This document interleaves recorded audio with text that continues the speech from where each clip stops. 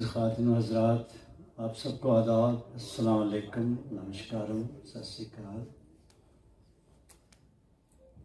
मेरे लिए बाइस फ़ख्र है, बाइस मसरत है इस खूबसूरत अहम प्रोग्राम का हिस्सा बनना। जो भी तारीफ़, जो भी ऑब्जेक्टिव्स लगाए गए हैं, वो सारी सिफ़तें, सारी खूबियाँ मालिक की है जो आप में और हमारे में बोलता है। तो अभी एस.एम. खान साहब आपसे मुखातिब थे। इसके बाद हमारी प्यारी बहन डायरेक्टर साहिबा दीपिका जी, जो मेहमान खुसूसी हैं, इंडियन कल्चर मिनिस्ट्री से वाबस्ता है, और भी सब अजीम लोग तशरीफ़ फरमा है। हमारे पीर साहबान जो मेरे लिए, आप सब के लिए काबिल एहतराम है, उनको भी आदाब। यहाँ तक इदरीस भाई साहब का और कुतुबी बरदरान का ताल्लुक़ है, तो इनसे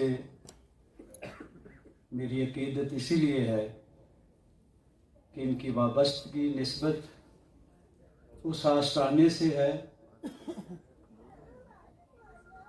उन बुज़ुर्गों से है,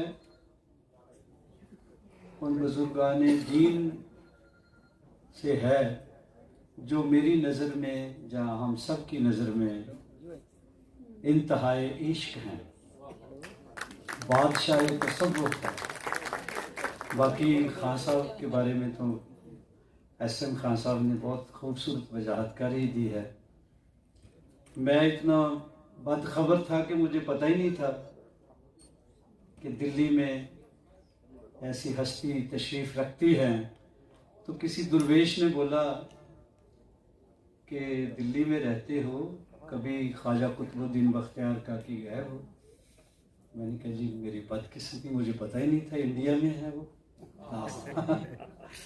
क्योंकि मुझे लगा वो पाकिस्तान में तशरीफ़ रखते हैं, हालांकि पूरी यूनिवर्स है में वो तो उनकी हर फिज़ा में, हर ज़र्रे ज़र्रे में है वो तो। लेकिन मुझे ये नहीं था कि यहाँ आराम फरमा है और आस्ताना महरोली शरीफ में है। जब मैं पहली बार वहाँ ज़ियारत के लिए गया तो भाई ने मुझे वहाँ ज़ियारत करवाई थी। पीर साहब थे, इनके वालिद साहब थे। तो उस दिन से फिर मेरा, जब भी मैं उदास होता हूँ, जिंदाबाद मुर्दाबाद से उकता जाता हूँ, डाउन फील करता हूँ, तो वहीं चले जाता हूँ। आप यकीन कीजिएगा, एक अजीबोगरीब हौसला, एक अजीबोगरीब एनर्जी, एक अजीबोगरीब वो कोई दस्ते पंजा है जो आ जाता है, तो और मैं फिर जिंदा हो जाता हूँ।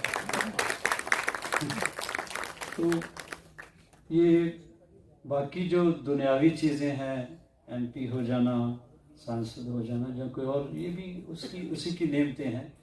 पर मेरा तारुफ छोटा सा ही है कि हुए हैं इश्क नाम के बुज़ुर्ग ए दोस्त, हुए हैं इश्क नाम के बुज़ुर्ग ए दोस्त, हम फ़कीर भी उसी सिलसिले के हैं।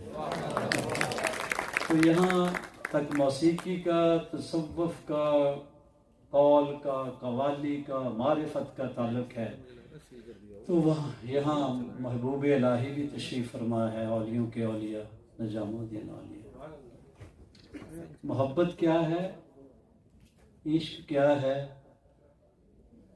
एक दूसरे की जान बन जाना, अपनी हस्ती को नेस्तो नाबूद कर देना, अपने मुर्शिद के कदमों में फना हो जाना। अगर किसी ने देखना है या जानना है तो हज़रत अमीर खुसरो की ज़िंदगी को देखें, जिन्होंने अपने मुर्शिद की एक जूती के बदले 14 ऊँट अशरफियों के दे दिए थे। मुर्शिद की एक जूती टूटी हुई थी, वो कवालों को दी, उसके एवज में उन्होंने 14 ऊँट दे दिए। तजारत करके आ रहे थे, तो सर पे उठा के जब जूता गए तो सरकार, औलियों के औलिया निजामुद्दीन, उनके खुसरो आ गए हैं, ये कहाँ से लिया है? कहते कवाल थे, उन्होंने ये दिया है। तो कितना, कैसे लिया? कहने लगी बस वो जो जितना कमाया था 14 ऊँट थे अशरफियों के मैं दे आया हूँ। तो आगे से उन्होंने फरमाया सस्ता ही ले आया। देखो अब देखो क्या लोग हैं। एक शेख शादी या शिराजी हुए हैं ईरान में, तो अब जब ईरान फतेह किया तो वहाँ का सुल्तान कहने लगा, एक दुर्वेश था बहुत बड़ा, शिराजी है शायद, उसने लिखा था कि मैं अपने महबूब के, अपने मुर्शिद के नाखून की कीमत पे सारा ये ईरान दे सकता हूँ, तो उसको बुलाओ, बहुत अच्छा शायर है, देखे तो सही। तो जब उनकी कचहरी में बुलाया गया सुल्तान की, तो उन्होंने जब देखा वो दुर्वेश थे, तो फटे हाल हो, कहने लगे यार तो कह रहा था एक नाखून के बदले, अपने मुर्शिद के एक नाखून के बदले ये सारा ईरान, सारे कायनात दे सकता हूँ, तो तेरी हालत देख लो क्या है, कपड़े उपड़े, रहना सहना। कहने लगा इन फजूल खर्चियों की वजह से मेरी ये हालत हुई। अब देखो इनका पैमाना दुनियावी लोग कहाँ नाप सकते हैं, ये इश्क है। तो मुझे किसी ने पूछा था कि सूफीज़म क्या है, तसव्वुफ़ क्या है, इंसानियत क्या है, तो मुझे अहमदुद्दीन कासमी साहब ने मेरी हेल्प की।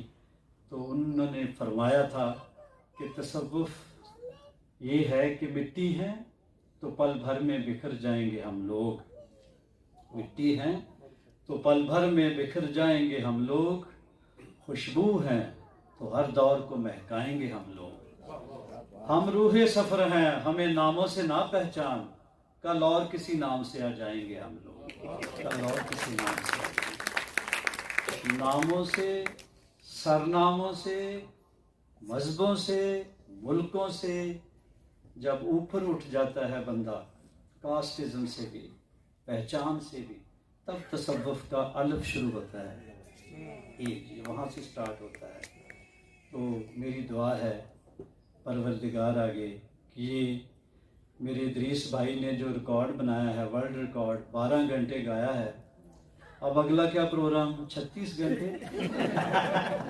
ये कुछ भी कर सकते, जहाँ रहते हैं वो कुछ भी करवा सकते हैं, वो कुछ भूलिया जो दम गाफल सो दम काफल, इनका मालिक करे हर दम लय में हो जाए, सुर में हो जाए। इनके लिए, इनके फर्जंदान के लिए, इनके ब्रदरान के लिए मेरी दुआ है, फिर मेरे ये राजधानी कैपिटल के लिए दुआ है, फिर मेरी इंडिया के लिए, बल्कि मैं तो सोचता हूँ मेरी सबके पूरी यूनिवर्स के लिए दुआ है। जब मैं मालिक के ख्याल में होता हूँ, फिर मैं नहीं होता, कोई और होता है, उस वक्त मेरे लिए ना सरहदें हैं, ना मुल्क है, ना मज़हब है, सारी दुनिया के लिए दुआ है कि मज़हब मज़हब का दुश्मन ना बने, मुल्क मुल्क का दुश्मन ना बने, भाई भाई का दुश्मन ना बने। हमें ये एक दिन तो चले ही जाना है, अगर इस फ़ानी जहान से कूच कर ही जाना है तो फिर आपस में मोहब्बत करनी चाहिए। फिर ये ना हो कि एंड पे ये कहना पड़े कि तुझे पहले ही कहा था ये जहां सराय फ़ानी। हम ज़हनी अय्याशी की, कानों की अय्याशी के लिए कुछ सुनते हैं, अमल करना चाहिए हमें। मेरे लिए भी दुआ करो, हम अमल करें। क्या फरमान है कि तुझे पहले ही कहा था। जब मौत आती है बड़ा मुश्किल वक्त होता है, वो कब्र का मकाम, फना का मकाम देखना चाहिए। उस वक्त फिर कहते हैं रूह, तुझे पहले ही कहा था ये जहां सराय फ़ानी, दिल बदनसीब तूने मेरी बात ही ना मानी, फिर पछताए तो क्या हुआ। तो पहले अमाल ज़िंदगी ऐसी होनी चाहिए कि एंड ऑफ द डे पछताना ना पड़े। वहाँ रियायत नहीं मिलेगी, वहाँ कोई बचाने वाला नहीं होगा। इस वजह से आओ दुआ करें, ये मोहब्बत का मुजस्समा बन जाए हमारा मुल्क, यहाँ से खुशबुएँ उठे, यहाँ रूहानियत, तसव्वुफ़ और मारिफत के बादशाह हैं, तो फिर पूरी दुनिया मोहब्बत से रहे, आपस में प्यार करें। बहुत बहुत शुक्रिया। सुर गूंजते रहें, आप तंदुरुस्त रहें, सेहतयाब रहें। तंदुरुस्ती बड़ी नेमत है। मैं 10 दिन एम्स में रह के आया हूँ, ताज़ा ताज़ा तजर्बा है। Thank you.